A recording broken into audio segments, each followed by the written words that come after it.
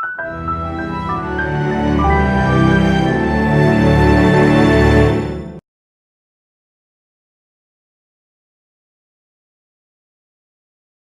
afternoon, everyone. Thank you for being here, and welcome to another Distinguished Leaders Lecture. We're delighted to have with us today an outstanding business leader, Harry J. Wilson, founder and CEO of Mavia Group. But before I introduce him, we have several other distinguished people I would like to recognize. First, I would also like to recognize Harris Beach Law Firm for sponsoring our Distinguished Leaders Lecture Series. They've been a great partner with us. I'm pleased that we have with us two members of the Daemen College Board of Trustees, Joette Zaccanino and her sister, and also Paul Saffron is with us. So maybe we can give them a round of applause.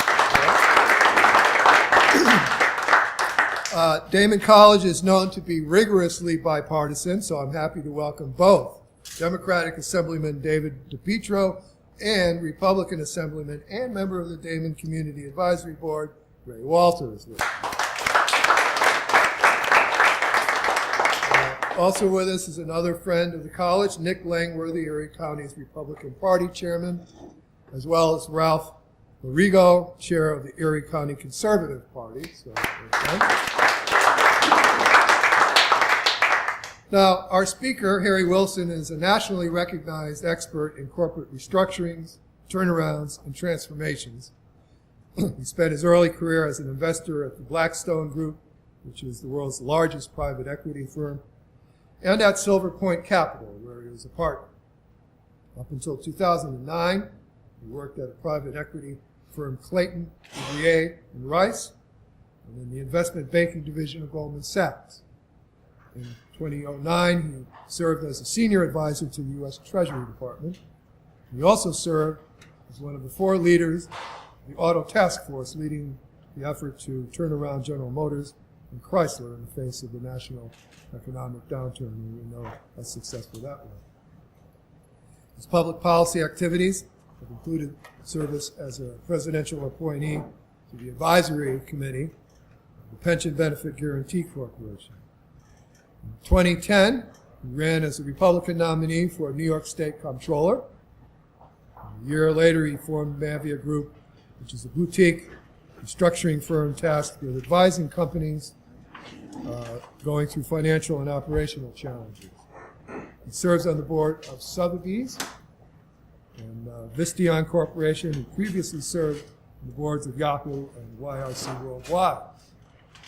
Harry has also been active in philanthropic work, including service on three nonprofit boards: Youth Inc., an organization focused on troubled New York City youth; the Hellenic Initiative, an organization providing crisis relief to people in Greece; and Scarsdale, New York Youth Basketball Organization. I know which one of those two he likes the best.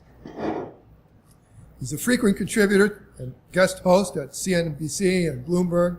He earned his BA in government with honors from another first-rate private college like Daemen, Harvard University, where he also earned his MBA. It's my privilege to introduce to you Mr. Harry J. Wilson.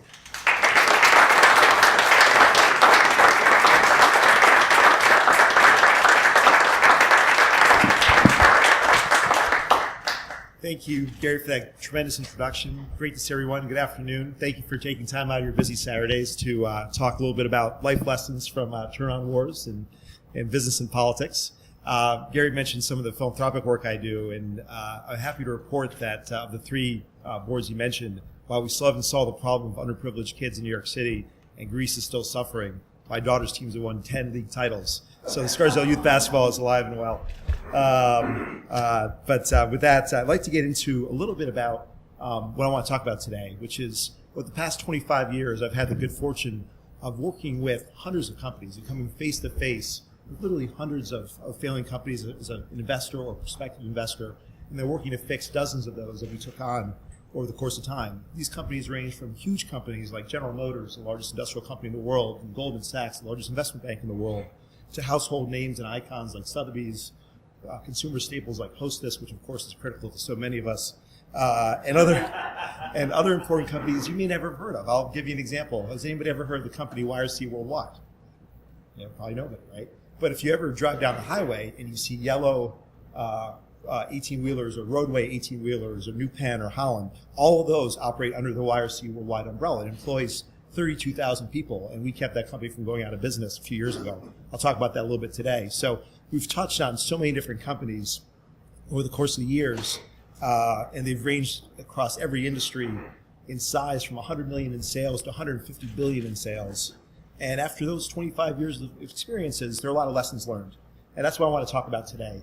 But there are lessons on how to fix a troubled business, but they also apply to so many other areas of life. There are lessons on potentially how to fix troubled political institutions, how to fix troubled nonprofits. And they also apply to perfectly healthy companies, because all the companies we'll talk about were healthy once upon a time, and missteps by management, violating these rules we'll talk about, or led them down a broken path.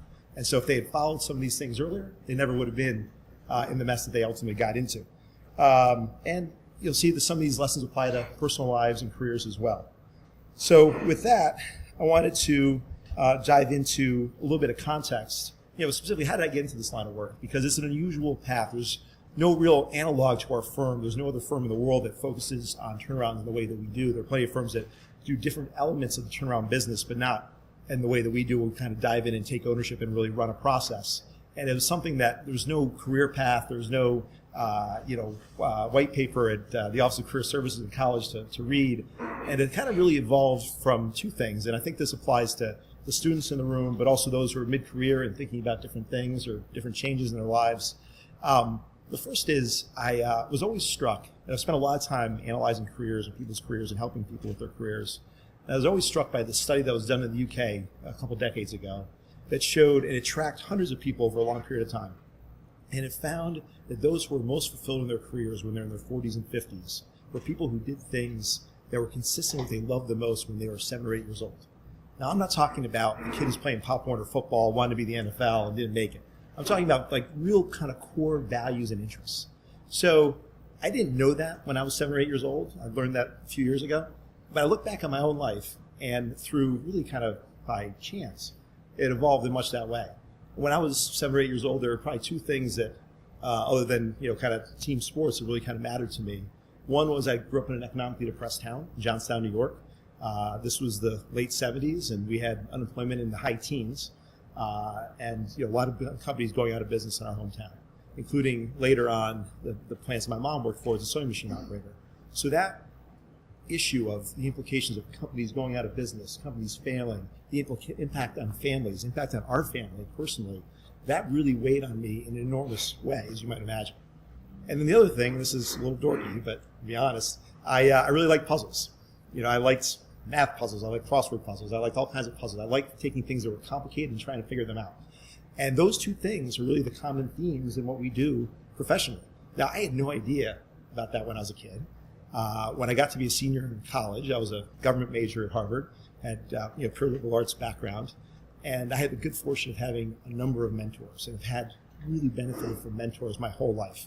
And there was a guy who was a student at the Harvard Business School across the river who called me up when I was a senior in the fall of my senior year and said, "Harry, what do you think about for next year?" And I had like 8 things I was thinking about because I had no idea what I was going to do. And I said, "Well, you should really think about finance." And I said, "I have no idea what finance is." And I'd never even taken a basic accounting class. But he was, in business school. He knew a lot more than I did. And they said, "Here's why I think you'd be good at it." And he talked about some of these things that he had observed in me from different things we'd worked on together, mostly political. And he said, "You should really take a look at it." So that conversation, which wasn't even on my radar screen half an hour before we talked, launched me on the path that I'm on now. And I owe an enormous debt of gratitude to him, and we're still close friends 25 years later. So with that theme of mentors is just something that I think is just so critical in everything in life, and I've been enormously benefited by it. And the last thing I'd say before turning to some of these lessons is that kind of conversation and series of conversations led me down this path that eventually evolved towards working on investing in distressed businesses and the like. But the last 10 years have really been much broader than that. And that skill set that I developed in the first 15 years of my career really started working in public service, whether it was General Motors, which was obviously a business deal, but done on behalf of the U.S. Treasury, small campaign I had in 2010, and a number of other things we've done in my own firm, the Mava Group. And that really came down to a brochure that a friend of mine shared with me, anonymously. I still have no idea who sent this to me, that talked about how do you have a fulfilling life. And it's an issue that I think all of us wrestle with, particularly as we get older. And this brochure really focused on 3 key points. The first was do something you love, do something that you do well, second point, and then in the service of a cause greater than yourself. And that third point is a lot of what sparked my interest in public service and really kind of reinforced my interest. And I think it's that combination of 3 things: doing something you love, something you're good at, and in the cause of the service of a cause greater than yourself, that really makes for a fulfilling career and life. So, with all that as preamble, let's get into some of the lessons learned. So, the first point is what we'll do is kind of keep these up here on the screen so they can kind of get reinforced as we go through them. But the first is that successful turnarounds, or staying out of trouble if you're already healthy, are what I'll say simple but not easy. Now, that quote comes from Warren Buffett, and he uses that quote to talk about investments. What does he mean? He means that the rules he follows as an investor that have helped him from the age of 11 when he started investing to his early 80s build one of the greatest fortunes ever, purely by investing. Very simple rules. Only buy a stock when it's trading far below its intrinsic value. Have a margin of safety. Only invest in things you know. And be very, very discriminating about what you buy. He has this point that you only buy 20 stocks in your lifetime. Now, he's bought more, but he's had a long life. The point is, these rules are actually really simple. Everybody in this room understands those rules. But the reason people go wrong in investing is because they violate those rules. Because they have a friend who thinks something's really exciting and they buy into that. They have fear of missing out, FOMO, and so they want to jump on something. They have rear view mirrors. Something's gone up a long time. They think it's going to keep going up without really kind of getting into these core simple but not easy principles. And the same thing is true for turnarounds. There are some simple principles we'll talk about today that are pretty straightforward. You're going to say these seem like common sense, but this is where companies go wrong time and time again. And I would say where some people in public life go wrong time and time again. So that's the first point. The second point is, starting at the top, you really always need to establish clear goals and the right goals. It always amazes me how often people go through the motions and don't have clear goals about where they're going. 3 months, 6 months, 12 months, 18 months, etc. down the road. It's true for people, it's true for companies, and I think you can never hit what you're not aiming for, ever. So having goals is critical, but having the right goals is even more important. I'll give you an example. General Motors, for decades, was the world's largest car company from 1928 till the 1990s, or early. Excuse me. That was their goal. They wanted to be the world's largest car company. That was the wrong goal. It wasn't even. You might expect me to say they should be the world's most profitable car company or create the most shareholder value. That also not the right goal. The right goal is, how do you provide a high quality product at a cost effective price that really serves your customers and differentiates you in the marketplace? That's a win-win. If you can do that, then you will make a ton of money, you will have great shareholder value, and you will be one of the biggest car companies in the world. And they lost sight of that because they were so fixated on being the biggest. And they lost sight of what was truly important. So what happened? Well, they were no longer the biggest, they weren't the most profitable, they weren't providing high quality products. And a big part of the work that we did in 2009 in restructuring General Motors was bringing them back to these core principles. So we would sit down, for example, we reviewed their entire product portfolio. They had cars that they projected to never make money, to not fill a market niche, and to not really be any different from any other product in the marketplace. And you'd say to them, guys, what are we doing here? Why are we making this product? It's like, well, we've always been in this niche, and if we give up 100,000 units in sales, we won't be the biggest. Like, no, time out. That is not the right way to think about what your goal should be. So what I find too in these situations is that people become entrenched in how they think about things. And so they not only do they drift towards the wrong goals, they then get fixated on the wrong goals. It just becomes self-reinforcing in a negative way. There's another company, much smaller company, had a big upstate New York operation called Fibermark, where went bankrupt. We bought the company out of bankruptcy about 13, 14 years ago. And they had all their incentives for their salespeople based on sales, meaning if you sold more, you got paid more. Didn't matter the price, just mattered if you sold. So guess what? People kept cutting price to sell more volume. It's totally human nature. When we came in, we realized that a third of the products they sold for a price less than the raw materials they used to make it. Forget about overhead, selling costs, everything else. And you cannot make money when you lose money just on raw materials. And so we laid this analysis out for the sales force and the senior management team. And so we're going to change our compensation system. So it's going to be based on profitability with a piece related to customer service and customer satisfaction.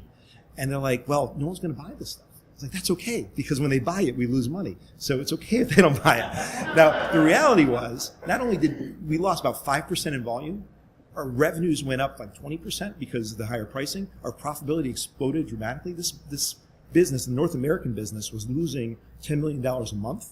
It was making $10 million a year, excuse me, a small business, $10 million a year. It was making $40 million a year within 18 months.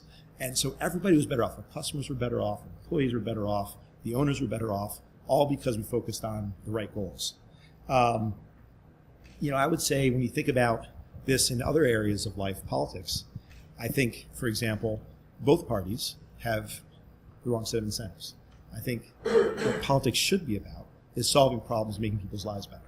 But instead, so much of the political debate in both sides of the aisle is about perpetuating a problem, arguing about a problem, and winning against the other side, as opposed to actually solving the issue.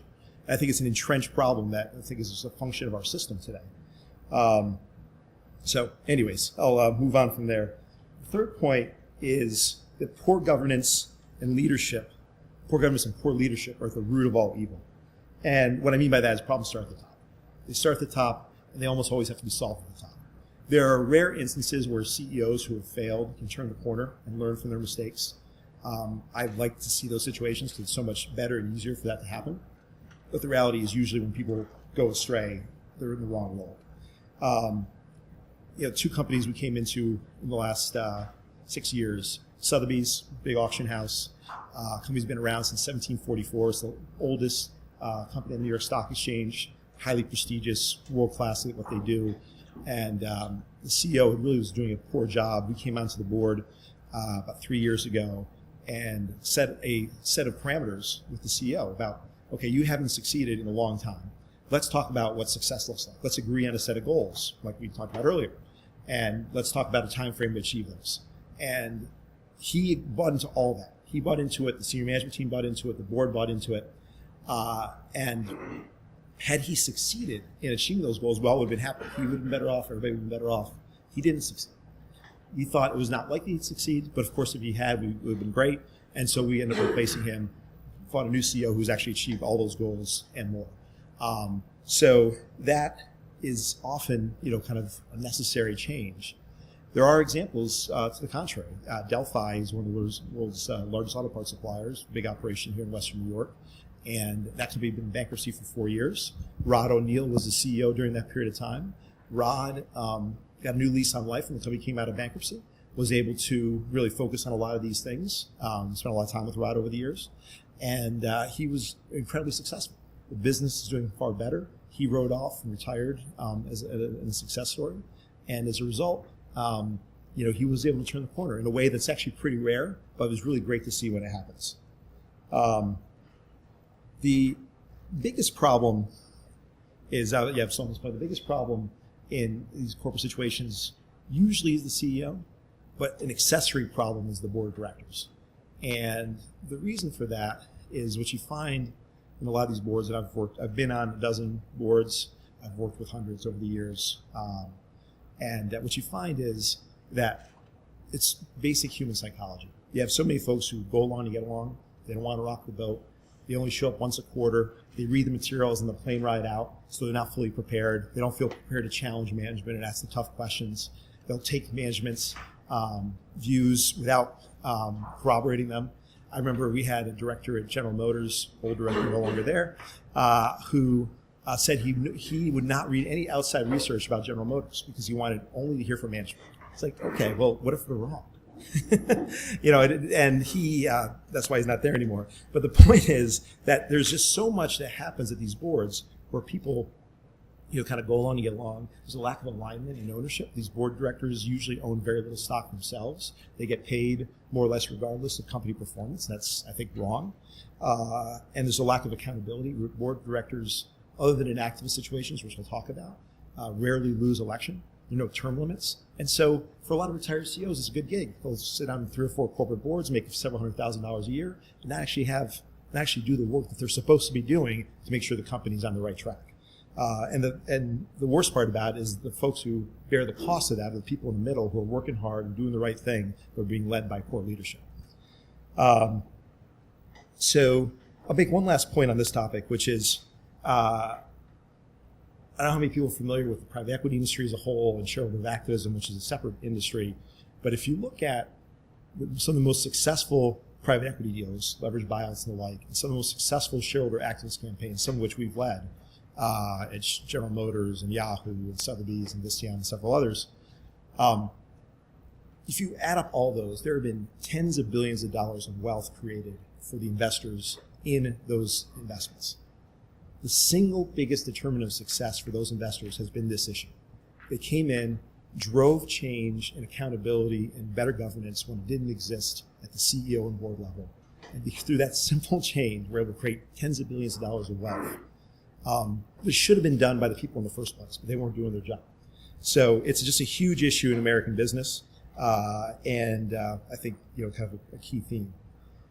Next point is great people and in the right roles. And so I think we all agree that it's incredibly important to have great people in your organization. And hiring A's is you'll always do better. You're always more likely to win. We have great people in your organization.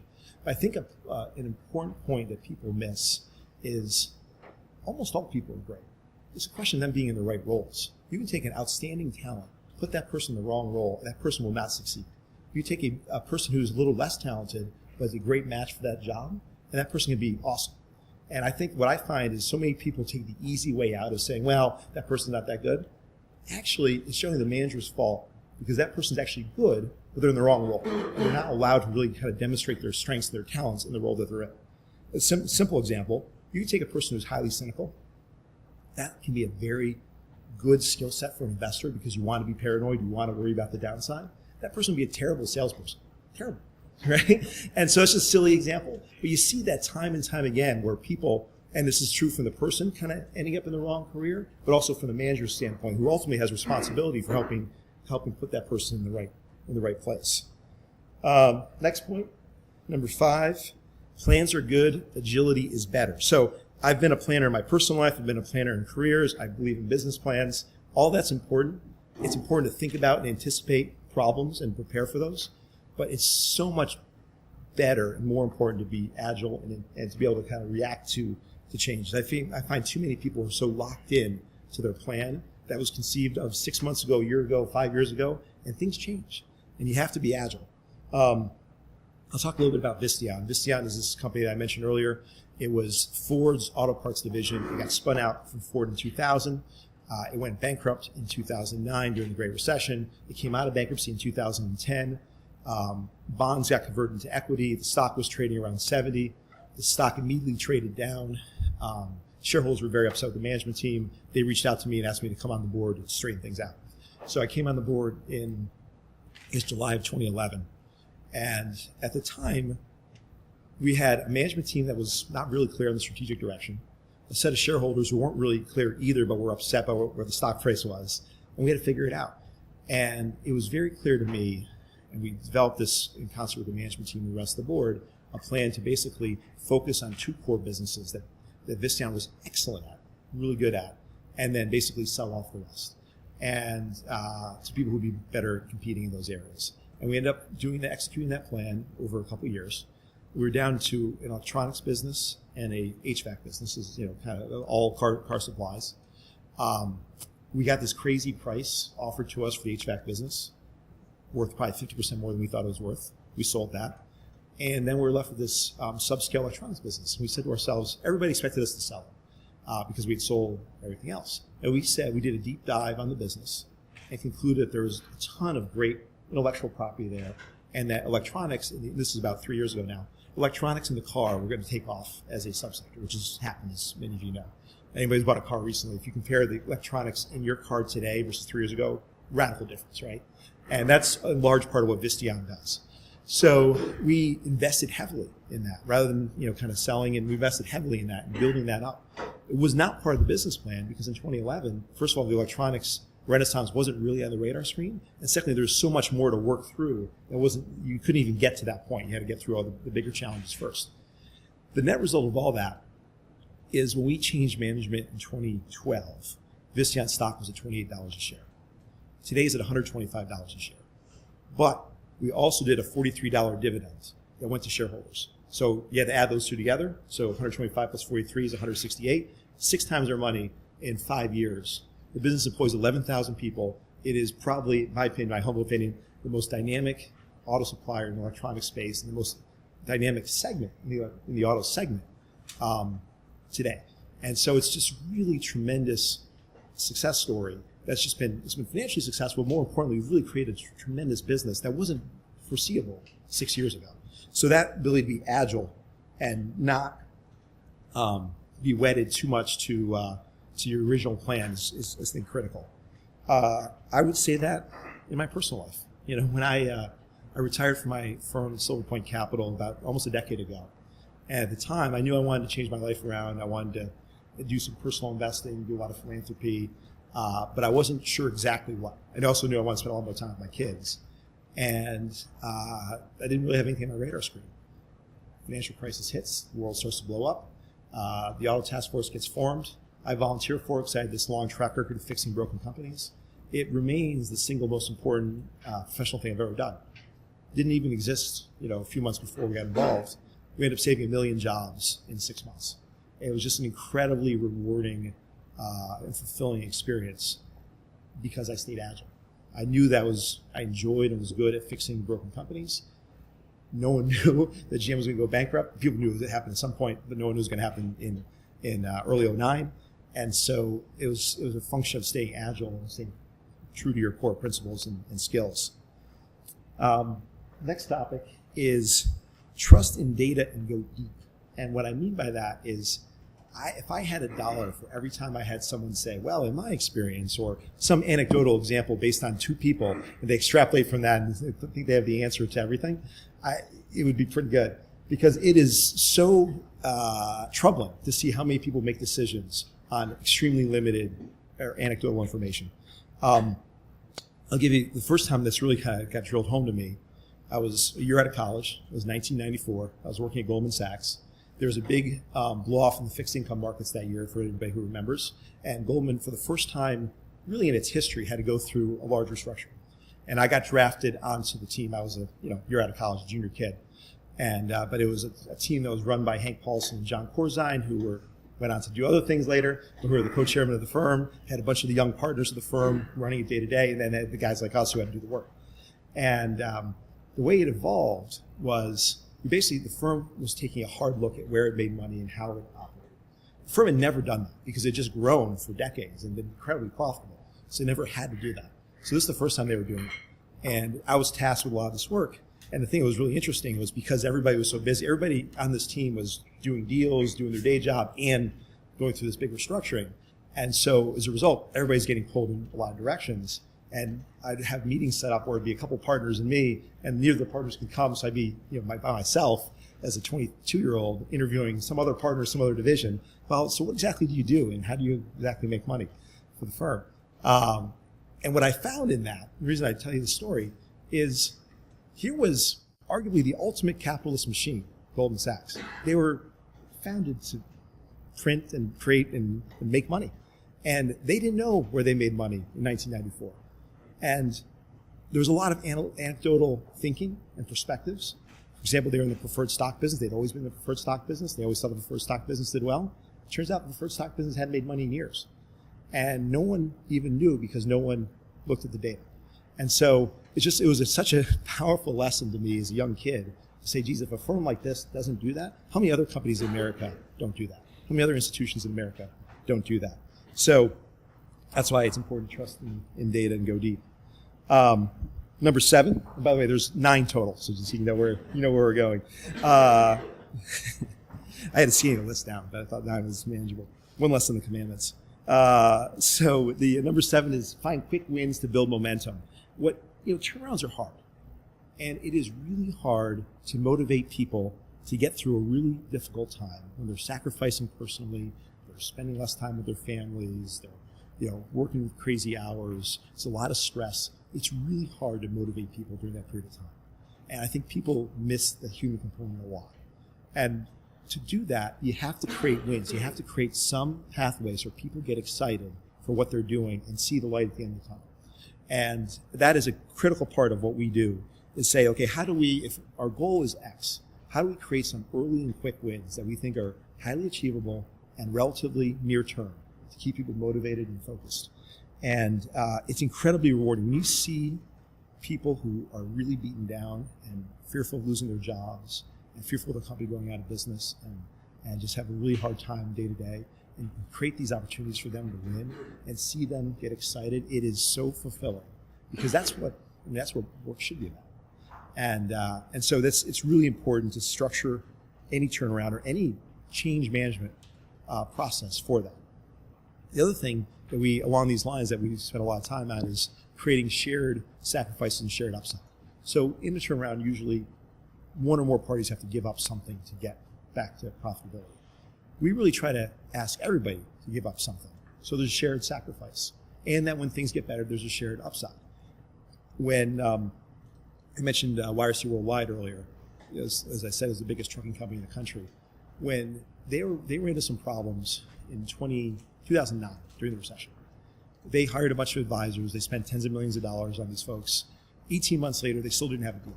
And the company's down to $25 million in cash, was on the verge of going out of business, 32,000 jobs gone forever, and incredibly disruptive. They had, not only would it be incredibly disruptive to these 32,000 families, but also they transport 100,000 packages a day for Walmart and Home Depot and a bunch of other large businesses, and all that would have been stranded on the side of the road had they not gotten their act together. So they called us and asked us to come in and run the restructuring. And it was very, to be honest, it's very easy. What we found was no one was listening to each other, and no one was willing to give up anything in exchange for something else. So the lenders, for example, wanted the Teamsters to give up major labor concessions, and the lenders didn't want to give up any of their claims. The Teamsters wanted the lenders to equitize all their debt and not give up any concessions. And I said to them, guys, that's just never going to happen. No one's going to give up something and get nothing in return. But I can create a path for you where if you each sacrifice something, we can get to a much better place.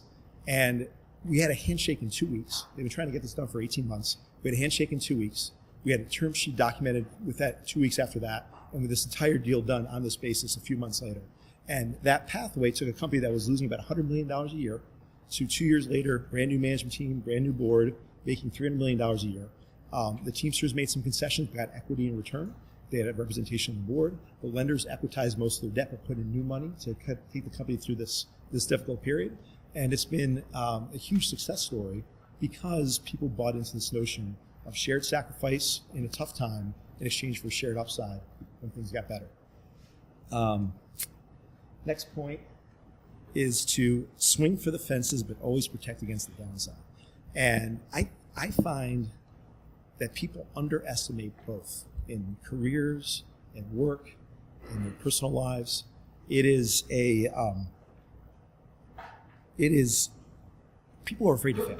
That's the punchline. People are afraid to fail. And I'm here to tell you, don't be afraid to fail. It's okay to fail. We need more failure in this country. We need more people to experiment and push the envelope. There's a reason why startups are down dramatically. I think partly it's regulation, but it's partly because people societally and culturally are becoming more afraid to fail in the United States of America. And we have to kind of get people to encourage to be able to go out there and swing for the fences some more. Now, you got to be mindful of swing. You can't put everything you have into that swing for the fences. But I just find in general, people aren't willing to push the envelope and shoot for the moon. In the restructuring business, a lot of times you find people take Band-Aids. And that's why you see when a company files for Chapter 11, it's Chapter 11. When it files a second time, it's called Chapter 22. Chapter 22 should not happen. But you see more and more Chapter 22s because they don't get aggressive enough in the Chapter 11 process to solve the problems. And they just have a Band-Aid. So this doesn't do well enough. When we first came into General Motors, the company had a plan to reduce costs so that it broke even at a annual rate of sales about 13.5 million for the country. Sales then for autos were 9.5 million. So they needed sales to rebound 50% for them to break even. I said, guys, come on, this is not going to work. And we had to totally redo that plan because they weren't willing. It was a lot easier to take modest cuts and not really reposition themselves for success in the long term. Last point, run scared and relentlessly focus on improvement. There's a great quote from Upton Sinclair, the muckraking journalist of a century ago. It is difficult to get a person to understand something when their salary depends on their not understanding. What does that mean? It means that if you are in a function, you're really reluctant to recommend something that would eliminate that function. It's just human nature, okay? But every company has to think about this all the time. Every person's career has to think about this all the time, especially given how much change is taking place in the digital transition. So how many people in this room had a BlackBerry 5 years ago? How many people have a BlackBerry today? That's my point, right? BlackBerry had an unbelievable lead, but they refused to cannibalize themselves because it was hard. They would have to rethink their business model. They didn't want to do it. And the iPhone crushed it. Samsung crushed them. And they had an unbelievable franchise 5 years. I remember when I got an iPhone, one of the guys who worked for me who knew I was relentlessly tied to my BlackBerry said, I know the apocalypse is here because Harry gave up his BlackBerry. It's like, no, BlackBerry screwed up. That's why I gave it up. And so that's that notion, though, of having to constantly reinvent yourself, whether it's you as a person or you as a company, is critical, particularly in this transition in the digital age. So I think that's kind of the last key point. I'm going to stop here and conclude and turn over to Q&A. But the punchline is, my view, my humble view, is if you follow these 9 examples in your personal life, your career, your company, not only can you protect yourself from a lot of really cataclysmic change, you can really protect yourself and improve for the future. So with that, thank you, and happy to take any questions.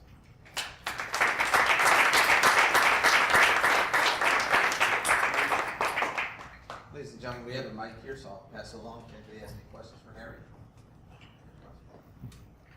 Harry, those are great points. How do you apply them to government where you don't have the profit incentive and people are always looking to protect their own turf and there's no penalty for not protecting your own turf? Yeah, it's harder. I think it's a great question, Russ, and I make this point a lot that I think government turnarounds are harder for that reason. You don't have the leverage of being the lender of last resort and Chapter 11, things like that. I do think some of these things do apply. I think clear goals apply. I think in bureaucracies, it's too easy to kind of keep punching the clock and thinking of your kind of day-to-day responsibilities as opposed to really establishing a customer service ethos. I think anybody here who runs a small business had to deal with the state regulatory agency knows how hard that is. When the reality is they need to be reoriented around kind of creating a much more business-friendly state, as an example. Poor governance and leadership clearly I think is an issue, and I think that's incumbent upon us to elect people who actually try to make changes rather than pursue a narrow, unsuccessful agenda. Great people, I think same point. Plans are good. I think trust in data. I'll give you an example, and this, I may be hopelessly naive, but I am idealistic. One of the charities we're involved in is called Parent-Child Home Program. And this program, they've got dozens of sites around the country. They're in 12 states. They're only in 2 places in New York. They're in Buffalo in 2 locations. Some of you may know it. And they're in New York City. We're launching a site in Syracuse in March. And the reason I bring them up is they have a lot of data over 35 years of programs they've done. If you take 3 different cohorts, high-income kids, lower-income kids who are in their program, and lower-income kids who are not in their program. The achievement gap between this group, the high-income kids, and the low-income kids not in their program is about 2 years by the time they get to kindergarten. The reason is because this group has heard 30 million more words than this group. Parents talking to them, parents being around more, parents not, 2 parents often, not always. And so that achievement gap is massive, and this group never catches up. And there's nothing in our public schools or in our charter schools or in really our private schools that allow that to happen. So these kids get discouraged, they fall behind, things drop out, etc. And what Parent-Child Home Program does for $4,000 a year for 2 years They eliminate that achievement gap by bringing someone into the home to read to the kids. So I mention that because it's an incredibly cost-effective way to eliminate a huge problem. So now all of a sudden, if these low-income kids can perform in kindergarten at the same level as high-income kids, it's fantastic. They're not behind, and they can kind of work with the system going forward. And at $4,000 a year versus $27,000 for pre-K, it's a hugely cost-effective model. I mentioned in the context of trust and data because this is where part where I might be naive. I know there are folks who have a vested interest in just having more jobs, but I think most people want to see kids achieve and eliminate that achievement gap. And people who believe that and look at this data, you can't help but embrace programs like this. And there are other programs that do this too. You can't help but embrace programs like this as solving a major problem in a very cost-effective way. So we'll see if people can embrace that or not. I think Aaron had a... Thank you. You obviously are incredibly successful. You lived the American dream. What is the biggest risk that you feel that you've had to take throughout your career to get to where you are? That's a great question. Biggest risk. That's a great question.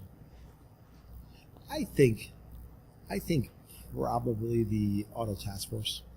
Because it could have gone horribly. I had never worked in government other than an internship in Capitol Hill when I was in college. The Obama administration was new. I had no idea which way they would go with things. They could have been very political. I don't think they were. Our team was brand new. None of us had ever worked together before. I guess that's true. One of the guys and I had worked together before, but most of us didn't know each other and hadn't really worked together before. So you have all that issues. There's no clear chain of command, because it was all brand new. So it could have gone horribly badly. And on top of that, what I didn't know when I first signed up, but became quickly clear, was it was basically D.C. and Detroit, as opposed to New York, where I thought it'd be not have to be away from home as much. So I was also living on a cot in an apartment a block from Treasury, 200 miles away from my wife and kids, and working, crazy 20-plus hour days. So that was definitely a risk. And I think probably the single biggest payoff, from a professional standpoint, in terms of having a huge impact and really making a difference. When I started my firm, it wasn't a risk because at that point I was already well established, and it was, it's certainly riskier than staying at a big firm, but not terribly risky. If I had started earlier in my life, and sometimes I kick myself on that, but you can't change the past. Maybe I should have started doing something more entrepreneurial earlier. But I think I probably didn't have the guts to do it, to be honest. I had student loans to repay, I had a young family, a mortgage, and so when I was 30, 32, I probably didn't have the guts to go off on my own like I did when I was 36, 37. All right, we have Jen. time for one more. These are wonderful tips, and I appreciate you sharing these things with us. So what is the best piece of advice that you've received in your career that was kind of one of those game-changer moments for you? Another great question. Let's see.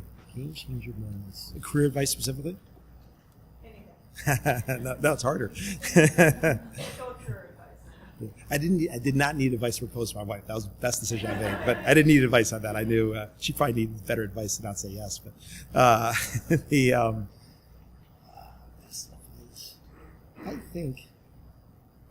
think that that brochure I got in the mail. I mentioned it briefly. Let me expound on it a little bit. This is after I retired from my firm, and I was doing a bunch of little projects and personal investing and stuff, and didn't really have anything particular I was focused on. And I got this anonymous package in the mail. To this day, I have no idea who sent it to me. I have a couple suspicions, but they both denied it. It was from another distinguished institution, University of Texas at Austin. It has something called the Acton Institute, and it's an MBA program with a values focus. And this brochure talked about how to have a meaningful life. And I guess this person thought I was having a midlife crisis, which I probably was at some point, to some extent. And it had this advice of, take your greatest skills, do something you love, in the service of a cause greater than yourself. And anytime I've had a kind of real quandary since that, 8 years ago, whatever it was that I got that, I've really kind of gone back to that. And I just think it was something that I probably didn't appreciate as much in my 20s or early 30s, but it's really kind of made a difference in how I think about, kind of stuff I do. I was asked, we have our 25th college reunion coming up next year, and I was one of our Harvard has a system where they elect 4 women and 4 men in senior year to be lifetime class leaders. I was one of the 4 guys. I think I'm the only Republican ever. As a result, doing a bunch of things for the reunion. And I mention it because I was asked by the university to chair a committee to pick one alum out of all the Harvard classes to lead commencement for our 25th. And some people thought I'd be a pretty good candidate for that. And I thought about it, and I said, you know what? If I do that, it's really only about me, because it's purely ceremonial. It's a big honor. FDR was the chief marshal. Sheryl Sandberg was chief marshal, blah, blah, blah. It's a big honor, but at the end of the day, I wasn't really helping anybody other than my own. And instead of being a candidate, I chose to chair the committee to pick the candidates, which made me ineligible, because I thought that was a service to my class versus the honor that I would have gotten from it. So it's just, my daughter thought that was stupid. She's probably smarter than I am. But the point is, it's that kind of touchstone of kind of trying to think about, basically providing service to others is, I think, a critical part of my life. Okay, Harry, we got one more question. Okay. Good afternoon. Hi. So something had to force the management which was failing. How do you do that in government when you don't have either lenders or stockholders to force it? In some of our last elections had less than 10% voter turnout. Yeah. Yeah, no, it's a great question. I'll give you, I think it depends on the circumstances. I'll give you a specific example that I think answers your question, but then there are other areas where it's harder. So in New York State, as a hypothetical example, in the budget, the governor has the sole ability to propose a budget. And as you know, and as someone Walter can tell us, if the budget's not passed by March 31st, no one gets paid until it's passed. So if hypothetically I ran for governor and was elected, I would propose a radically different budget than what we live in today. I think the budget we have in this state creates an untenable economy in upstate New York particularly, but really across the state. And I think the only way to really revive the upstate economy is to have a dramatically lower tax and regulatory burden on businesses and people across the state. So to do that, you need a very different budget. And I would propose a budget that was very different. And then you'd have a standoff with the legislature.